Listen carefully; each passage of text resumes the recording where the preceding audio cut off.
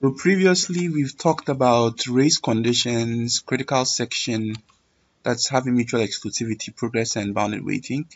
We looked at Peterson's solution, types of locks, setting the locks. So these two, test and set and swap, are just primitives or functions that were used. But these days everybody has high level classes. So in Java you have your locks, you can sleep and you can notify. Right. But let's discuss some classical problems upon which all, well, most, I should say, computer science synchronization problems are based on. Right. So the first one is producer consumer. Producer consumer just means someone produces and someone consumes. Right. So for example, you could have you can use this for just about anything. Let's say you have encryption, someone encrypts and someone else decrypts. You could have a network where someone sends and someone else receives. Right? You could have, even on your own computer, something that sends data and something that renders the image, or something that produces sound and something that plays the sound. So there are many types of producer consumers within computers. So if you want to think about it, anytime something is produced for someone else to consume, it's sort of a producer consumer paradigm. Right. So this we've already seen a lot of. Right. Now for philosophers, the dining philosophers problem is a little bit well, it's not so as manufactured, but it's just a problem that illustrates a common problem in computer science. Right. So with the dining philosophers, the idea was there are these philosophers.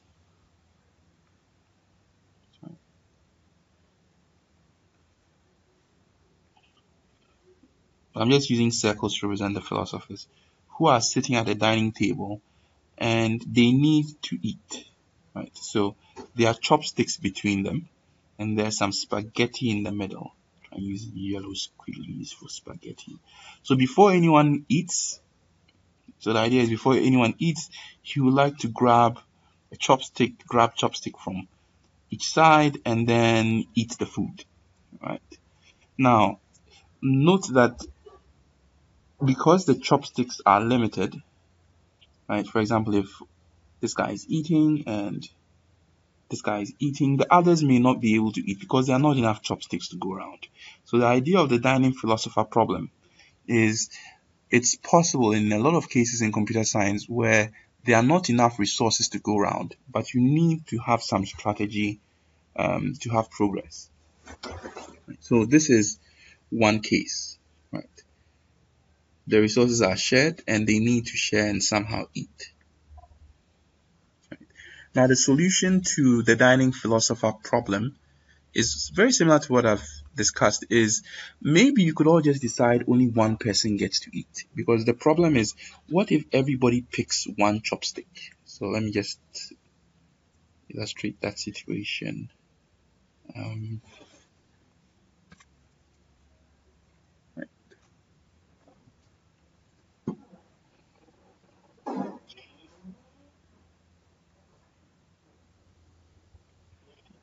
If you have a few philosophers with their chopsticks in between them, and everyone decides to grab one chopstick, one chopstick, one chopstick, one chopstick. This is going to create a situation where there's a lot of food in the middle, but nobody gets to eat. Right. So one of the solutions that is proposed is for the philosophers to compete with each other first for specific chopsticks before they eat. So we could number the philosophers.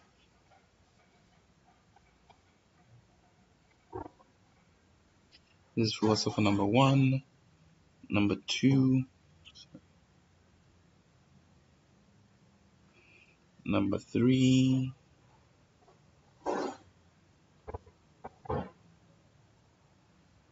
number 4, and would say maybe all odd philosophers should try and grab the chopsticks on their right hand side, and all even philosophers should try and grab the chopsticks on their left hand side.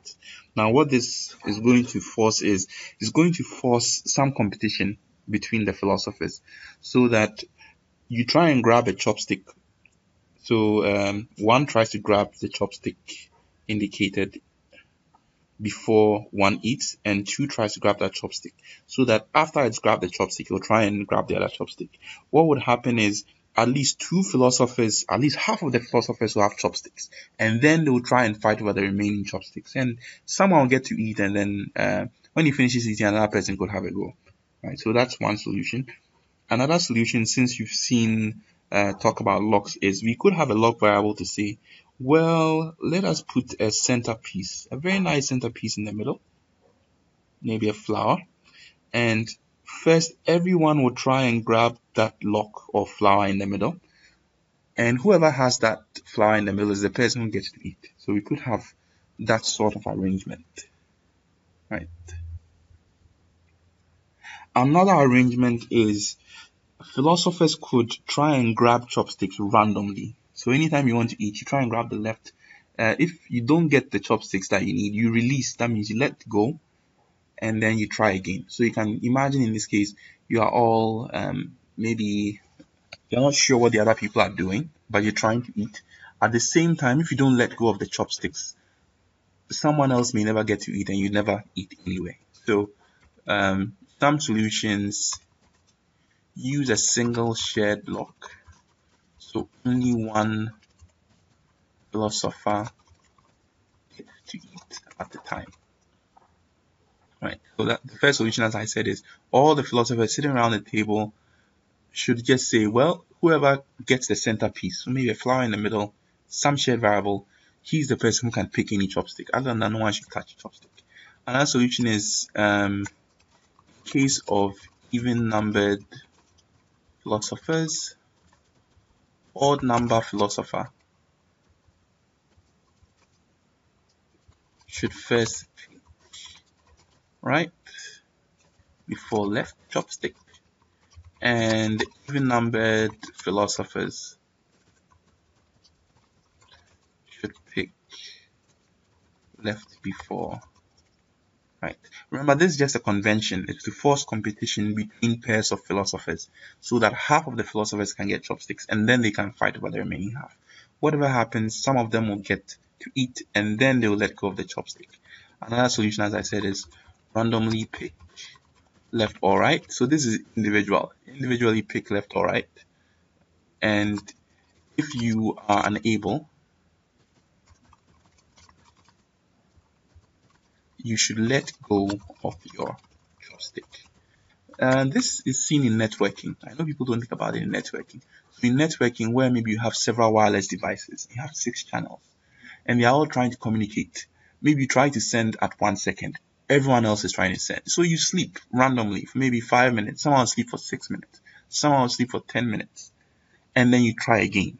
Right. So the whole idea is, as people sleep and wake up at random different times, someone is going to get to send some data. So this random picking and leaving is actually seen within networking.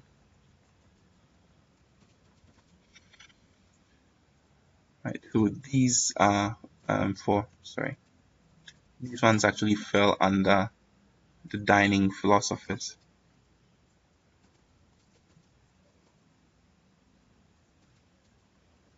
Right. Now another component of computer science is the sleeping barber.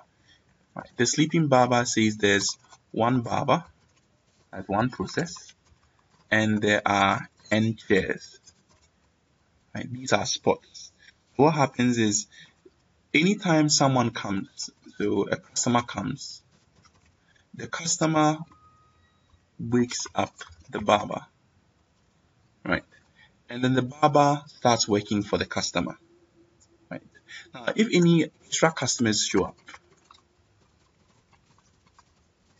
they wait on one of the chairs, one of the end chairs, right? And that means that if a customer finishes, the customer can then call the next customer. Remember, for the preceding solution, we said, well, if you are the person who currently just spoke, you can pick another person to follow. So this one, actually, the sleeping barber, we can use ideas from Peterson's solution to say, well, anytime a customer finishes, he can wake up another customer. Right, wake up for just one other customer to take his place. So this is a little bit like if you are in a waiting room, maybe a doctor's reception, the person who just left can call the next person who is in the queue to say, hey, I'm leaving, why don't you go inside? So this is the sleeping barber problem. So there's a set of people who are waiting to meet a barber or some doctor or somebody who's solving a problem. So that is the sleeping barber problem. If you hear sleeping barber problem, that's it. The readers and writers is one that you've already seen. Now, in Windows or Linux these days, you realize that if you're opening a file,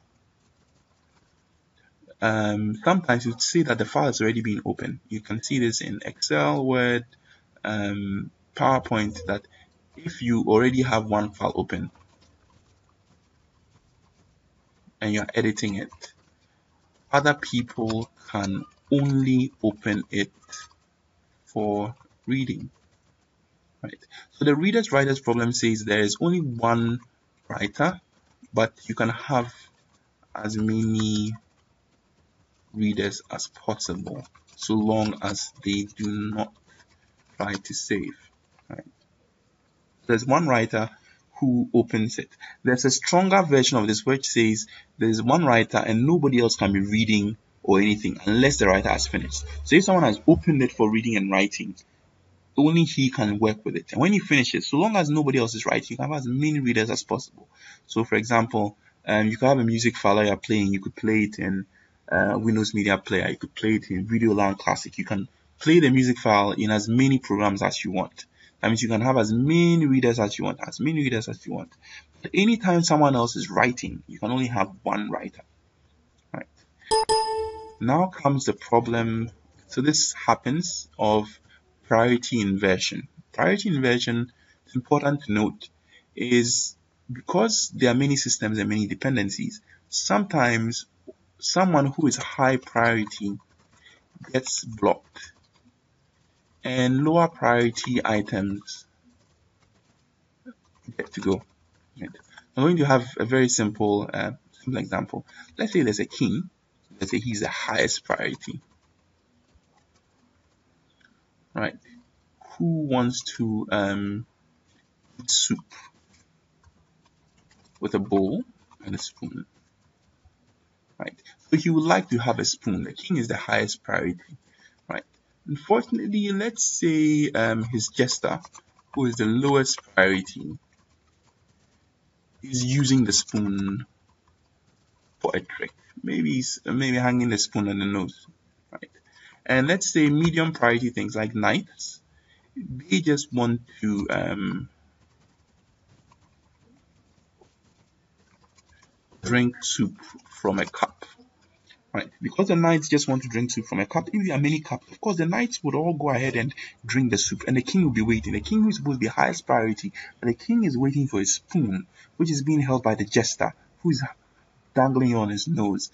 So the idea of priority inversion is if, because of the way priorities are set up, someone of high priority, in this case the king, is waiting for someone of low priority, like the jester, to release a resource so that he can go. But while he's waiting, other people who are of lower priority, such as knights, maybe the ladies, ladies in waiting and so on, who else? Maybe the lords, other people are all getting to go ahead of the king because he's waiting for certain items. And this is what we call priority inversion, right? And it can happen, if it happens in real life, what happens is usually you have a program that's supposed to be high priority, but as it's running, you realize that it's actually running very low priority. This usually hints that maybe it's waiting for something else that someone else has. So the solution to this priority inversion, right? Of course, the simplest solution is let's just have two priorities, right? High and low. If there are only two priorities, you kind of have priority inversion, meaning if someone is waiting for something else, they are all, well, either the same or different priorities, and you can't have someone in the middle. jump, right? The second is let's allow the low priority item, that in this case the jester, to have high priority. So this is called priority inheritance. So that anytime someone, so if the king was waiting for a spoon and the spoon was being held by the jester, allow the jester with kingly priority to do what he needs to do, right? So if the king is waiting for, let's say, a squire to get him a fruit, let the squire have the priority of the king so that he can quickly finish and allow the king to run. So priority inheritance is one of the solutions of priority inheritance, or of priority inversion. So we've now discussed classical problems, producer-consumer, dining philosophers, sleeping barber, readers and writers, and of course priority inversion. Not really a classical problem, but I think it's a good thing to discuss. All right. Thank you very much.